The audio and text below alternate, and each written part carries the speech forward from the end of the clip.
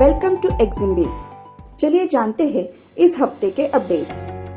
ECGC ने Russia Ukraine युद्ध छिड़ जाने के बाद रशिया को अपनी ओपन कवर वाली सूची से हटा के रिस्क कवर कैटेगरी आरसीसी 1 में डाल दिया है। ईसीजीसी ने ये ऐलान किया है कि 25 फरवरी के बाद रशिया जाने वाली शिपमेंट ईसीजीसी के रिस्क कवर के अंतर्गत नहीं आएंगे। आपको बता दें कि ECGC export credit guarantee corporation of India एक सरकारी संस्था है जो भारतीय निर्यातदारों को उनके निर्यात पे बीमा सुरक्षा देने का काम करती है। ईसीजीसी का ये फैसला भारत के निर्यातकर्ताओं के बीच असुरक्षितता का माहौल पैदा कर सकता है, क्योंकि राजनीतिक संकट के वक्त निर्यातकों को संरक्षण देना ये ईसीजीसी पॉलिसी का एक अहम संघटक अंग है। यूरोपियन यूनियन ने रशिया के कई बैंकों पर स्विफ्ट प्रतिबंध लगा दिया है, जिसकी वजह से रशिया को विदेशी चलन के लेन देन में बाधा निर्माण होगी। भारत और रशिया के बीच करीब 10 खरब डॉलर का द्विपक्षीय व्यापार है, जो भारत के कुल अंतर्राष्ट्रीय व्यापार का 1.3% है।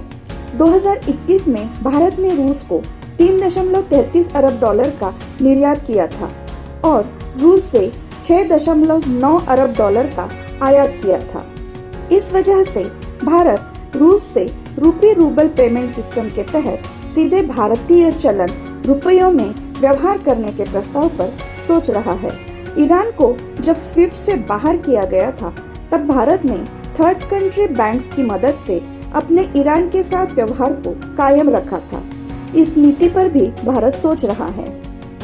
युद्ध के चलते रूस और यूक्रेन का अंतर्राष्ट्रीय व्यापार पूरी तरह से बंद हो चुका है। खेती के उत्पादों के लिए अंतर्राष्ट्रीय बाजार में भारत एक अच्छा पर्याय है। भारतीय गेहूं, मक्का और मसालों सहित अन्य कई खेती के उत्पादों की अंतर्राष्ट्रीय बाजार में मांग बढ़ गई है।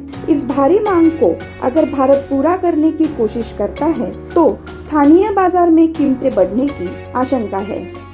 भारतीय केंद्रीय वाणिज्य मंत्रालय के तहत डीजीएफटी ने इस युद्ध के चलते आयात और निर्यातदारों के व्यापार से संबंधित मुद्दों का समर्थन करने और समाधान खोजने के लिए हेल्प डेस्क स्थापित करने की घोषणा की है। व्यापारकर्ता अपनी समस्याएं डीजीएफटी की वेबसाइट पर ईमेल कर सकते हैं और प्रत्येक सोमवार को दोपहर 3 बजे डीजीएफटी द्वारा आयोजित वीडियो कॉन्फ्रेंस में संबंधित मुद्दों पर चर्चा में भाग ले सकते हैं। इंटरनेशनल चैम्बर ऑफ कॉमर्स (आईसीसी), digital container shipping association (DCSA), Baltic and international maritime council (BIMCO), international federation of freight forwards association (FIATA) और society for world wide interbank financial telecommunication (SWIFT) के गठबंधन से future international trade alliance (FIT) का फरवरी में शुभारंभ हुआ। FIT का मुख्य उद्देश्य EBL, जो कि बिल ऑफ लैंडिंग का डिजिटल स्वरूप है, उसे जागतिक तौर पर स्वीकार करने और अपनाने के लिए सुविधा प्रदान करता है। दुनिया में 90% माल का लेन देन जहाजों द्वारा होता है। इस प्रकार के सौदों में BL एक अहम दस्तावेज होता है। आयातक और निर्यातक को कई जगह बिल पेश करने की आवश्यकता पड़ती है, जैसे कि custom department, banks, insurance companies और अन्य नियामक मंडल या सरकारी संस्थाएं। BL के डिजिटलाइजेशन से अंतर्राष्ट्रीय व्यापार करने में बहुत आसानी होगी और कागजी व्यवहारों में लगने वाला समय भी बचेगा। भारत सरकार ने दिसंबर 2018 में एग्रीकल्चर एक्सपोर्ट पॉलिसी का अनावरण किया था, जिसके तहत राज्य सरकारों को अपने लिए एग्रीकल्चर एक्सपोर्ट पॉलिसी बनाने का सुझाव दिया गया था। महाराष्ट्र सरकार ने अपने कृषि उत्पादों को मद्देनजर रखते हुए 25 फरवरी 2022 को अपनी कृषि निर्यात नीति को तैयार कर लिया है। इस नीति में 21 कृषि उत्पादों के निर्यात को प्रोत्साहन देने के लिए विशेष जोर दिया गया है।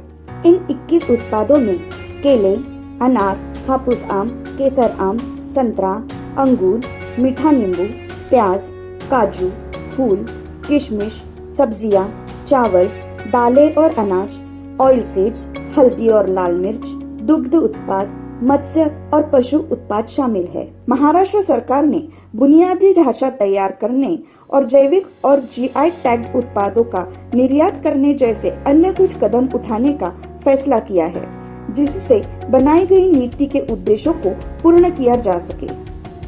खादी और ग्रामोद्योग आयोग KVIC के अध्यक्ष विनय कुमार सक्सेना ने वाणिज्य और उद्योग मंत्री पीयूष गोयल को पत्र लिखकर बांस के चारकोल पर निर्यात प्रतिबंध हटाने की मांग की है, ताकि कच्चे बांस का इष्टतम उपयोग हो पाए और उससे ज्यादा मुनाफा हो सके।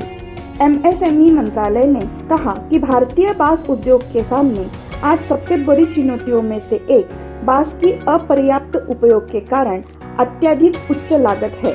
अगरबत्ती और बांस शिल्प उद्योग में बांस का 16% हिस्सा उपयोग किया जाता है और 84% बांस वेस्ट हो जाता है। इस कचरे का व्यावसायिक उपयोग नहीं किया जाता। इस बांस के कचरे को कम ऑक्सीजन वाले वातावरण में विशिष्ट तापमान पर जलाकर उसका कोयला बनाया जाता है, जिसकी विदेशों में ऊंची मांग है और भारत में इसका बहुत सीमित उपयोग है। लेकिन भारतीय बांस उद्योग अपने निर्यात प्रतिबंध के कारण इसका लाभ नहीं उठा पा रहे हैं। अगर यह प्रतिबंध उठता है तो बांस उद्योग को बड़े स्तर पर लाभ होगा। भारत में कपास की अनुमानित कमी के साथ साउथ इंडिया मिल्स एसोसिएशन सीमा ने केंद्र से मध्यम स्तर के स्टेपल कपास के 40 लाख गांठे शुल्क मुक्त आयात की अनुमति देने का अनुरोध किया और प्रधानमंत्री नरेंद्र मोदी से कपास में हस्तक्षेप करने की अपील की। SIMA के अध्यक्ष रवि सैम ने कहा कि चालू सीजन के दौरान मांग और निर्यात में उल्लेखनीय वृद्धि के कारण 30 से 40 लाख गांठ कपास की कमी का सामना करना पड़ सकता है।